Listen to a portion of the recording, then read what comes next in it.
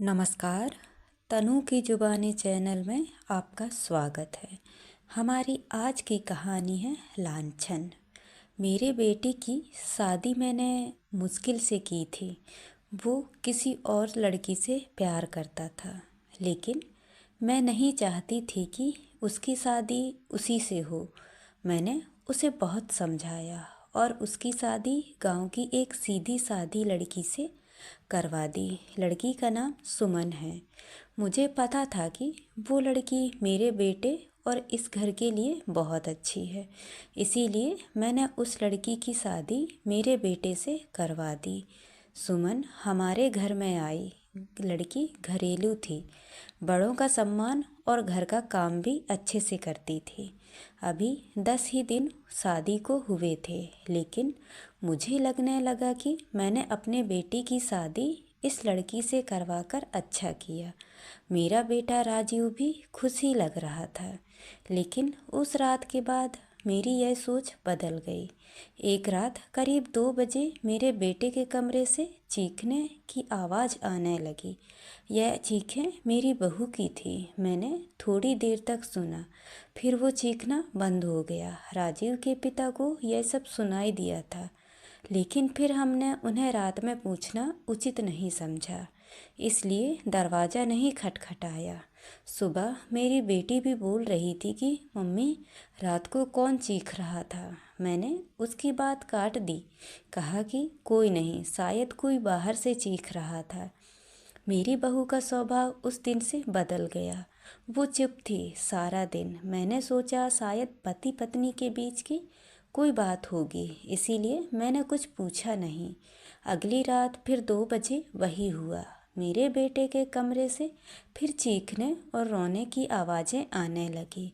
इस रात वो आवाज़ करीब 10 मिनट तक चली। मेरी बेटी उठ गई और उसने हमारे कमरे का दरवाज़ा बजाया। मैंने दरवाज़ा खोला खोला तो वो बहुत डरी हुई थी। बोली, मम्मी यह क्या है? भाभी रोज़ रात को रोती और चीखती क्यों है? क्या हुआ है? कमरे के अंदर चलो, अभी दरवाज़ा खुलवाते हैं। मैं दरवाज़ा के पास जाने लगी तो मेरे पति ने मुझे रोक लिया। कहा कि रुको, अभी बात मत करो, कल सुबह दोनों से बात करते हैं। उस रात को मेरा सोना मुश्किल हो गया था। सुबह मेरी बहू जल्दी उठकर घर के काम में लग गई। मैं सुबह अपने बेटे के कमरे में गई। उससे पूछा, क्या बात है? रात को बहू रोती क्यों है? उसका चेहरा पूरा उतरा हुआ था। बोला, कुछ नहीं। उसकी बातों से और आंखों से साफ दिखाई दे रहा था कि वो कुछ छिपा रहा है। उन्होंने भी उससे पूछा, लेकिन वो कुछ नहीं बोलकर घर से बाहर चला गया। मैंने मेरे बहू से पूछा। वो कुछ काम कर रही थी। उसको देखकर ही ऐसा लग रहा था कि जैसे रात में ठीक से सोई नहीं है। आंखें साफ बता रही थी। मैंने उसे पूछा, क्या हुआ? तुम रात को रो क्यों रही थी? वो बोली, रो रही थी? कब? नहीं, मैं तो सो रही थी और मुझे तो कोई आवाज़ नहीं आई। आप क्या बात कर रही हैं?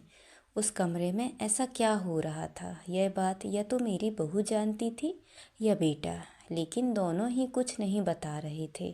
पर दोनों के चेहरे से साफ पता चल रहा था कि कुछ है जो ये दोनों छिपा रहे हैं, लेकिन क्या? अब जब भी रात आती मुझे नींद ही नहीं आती, क्योंकि आधी रात को फिर वही होता। बहू जोर से चीखती और रोती। मेरे मन में कई सवाल थे। क्या होता है उस कमरे में? फिर एक रात करीब 2 बजे मेरे घर में वो हुआ जो मैंने सोचा भी नहीं था। मेरी बहू रात को कमरे से बाहर आ गई। उसके कपड़े कहीं भी जा रहे थे। उसे कुछ होश ही नहीं था। बाल खुले थे और वो घर के चौक में आकर बैठ गई। जोर से चीखने और रोने लगी। हम सभी घर वाले बाहर आ गए। मेरा बेटा भी कमरे से डरा हुआ बाहर आया। बहू की ऐसी हालत देखकर हम सब भी डर गए थे। मैंने मेरे बेटे से पूछा कि यह क्या है?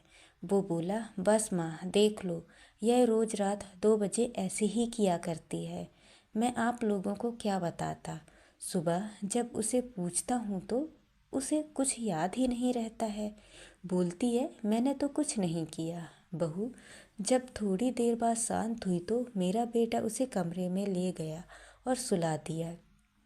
मैं सोच रही थी कि यह क्या है। मैंने मेरे बेटे को कहा कि तू उसे उसके घर छोड़ आना, सुबह मैं उसकी माँ से बात करूँगी। सुबह होते ही मेरा बेटा उससे कुछ बहाना करके उसके घर छोड़ आया। मैंने उसकी माँ से बात की। उसकी माँ ने कहा कि यह क्या बोल रही हैं आप, मेरी बेटी बिल्कुल ऐसा नहीं करती है। मैंने जो सोचकर राजीव की शादी उससे की थी वैसा हो नहीं सका। बहू को छोड़े अब 20 दिन हो गए थे। इस दौरान उसके घर से फ़ोन आता रहा, लेकिन मैं टालती रही। मेरा बेटा भी कह रहा था कि मेरे वो दिन कैसे निकले हैं मैं ही जानता हूँ। मैं उसे वापस नहीं ला सकता। कहीं उसने मेरी जान ले ली तो क्या करोगी। मैंने उस पर फिर ज़्यादा दबाव नहीं डाला, पर मैं अपने आप को कोस रही थी कि मैंने अपने बेटे की शादी उस लड़की से क्यों करवा दी। अब मेरे घर में कोई नहीं चाहता है कि वो वापस आए। इन्हीं सब बातों में 3 महीने निकल गए। फिर एक दिन अचानक ही मेरी बहू अपने सामान के साथ वापस मेरे घर आ गई। वो आते ही मुझसे कहती है, माँ जी, मैं जानती हूँ कि आप मेरे बारे में क्या सोच रही हैं, लेकिन सच क्या है यह आपको पता नहीं। उसकी बातों से मुझे लगा कि कुछ है जो वो बताना चाहती है। मेरा बेटा घर आया और उसे देखकर गुस्सा हो गया। कहा, यह यहाँ वापस क्यों आ गई। मैं अब यहाँ इस घर में नहीं रह सकता, मैं जा रहा हूँ। मेरी बहू ने उसी समय कहा, क्यों, सच सामने आ जाएगा इसलिए डर रहे हैं। बताइए सबको सच क्या है, मैं उस तरह से क्यों किया करती थी।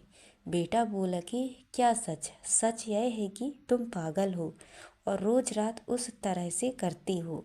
बहू बोली कि माँ जी, आज अगर सबसे ज़्यादा दुखी और परेशान है तो वो और कोई नहीं, मैं हूँ।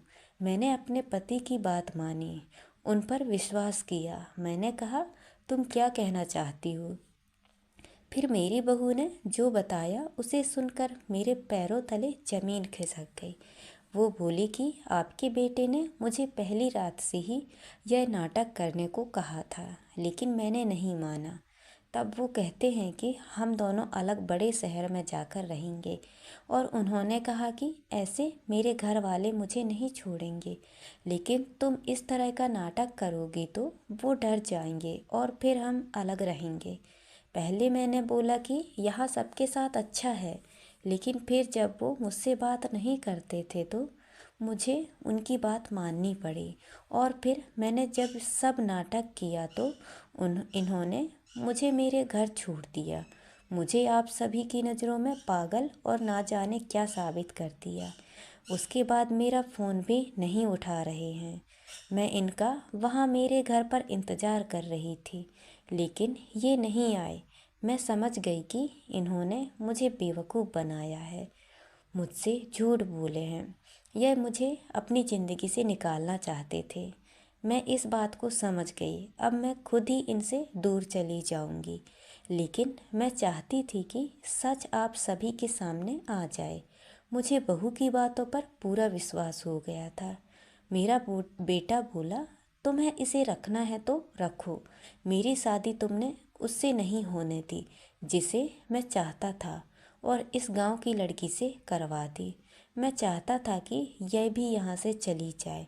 तुम परेशान हो, सोचो कि हमने यह क्या किया। अब भी मैं इसे अपनी पत्नी नहीं मानता।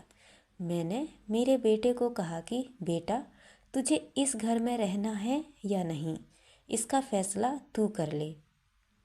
मेरी बहू इसी घर में ही रहेगी, और जो इसे इसका हक और इज्जत नहीं देगा वो इस घर में नहीं रह सकता। तू इस तरह की साजिश कर सकता है, वो भी सिर्फ अपनी माँ से बदला लेने के लिए। एक भोली लड़की को कुछ भी करने को कह सकता है, पर बेटा जरा तू सोच, तूने इसे जो करने को कहा इसने किया। अपने बारे में और किसी और के बारे में कुछ नहीं सोचा, सिर्फ तेरा सोचा। सोच, ऐसी पत्नी कहाँ मिलेगी। तू बड़ा अभागा है जो इस लड़की को छोड़ेगा। मैं बहुत खुश थी। मैंने अपने बेटे के लिए हीरा चुना था, लेकिन शायद मेरा बेटा ही उसके लायक नहीं था। मैंने मेरी बहू को प्यार से गले लगाया। मेरा बेटा भी कहीं नहीं गया। थोड़े समय तक ज़रूर नाराज़ रहा, लेकिन मुझे पता था उस लड़की से कोई प्यार किए बिना कैसे रह सकता है। आखिर धीरे धीरे सब ठीक होने लगा। तो दोस्तों, ये कहानी आपको कैसी लगी? लाइक और कमेंट करके ज़रूर बताएं और चैनल को सब्सक्राइब करना ना भूलें। तो मिलते हैं अगली कहानी में। बहुत बहुत धन्यवाद।